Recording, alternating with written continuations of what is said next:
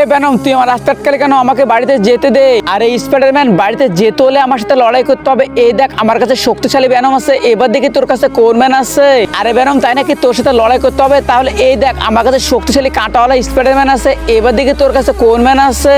আরে স্পাইডারম্যান হাসাইলি, এই দেখ, আমার কাছে শক্তিশালী জম্বি বেনম আছে, এবার দেখি তোর কাছে কোন ম্যান আছে। আরে বেনম, তোকে এখনো বলতেছি আমাকে যেতে দে। এই দেখ, আমার কাছে শক্তিশালী হাল্ক আছে, এবার দেখি তোর কাছে কোন ম্যান আছে। আরে স্পাইডারম্যান, কিসের তোর হাল্ক? এই দেখ, আমার কাছে পৃথিবীর সবচেয়ে শক্তিশালী বেনম আছে, এবার দেখি তোর কাছে কোন ম্যান আছে।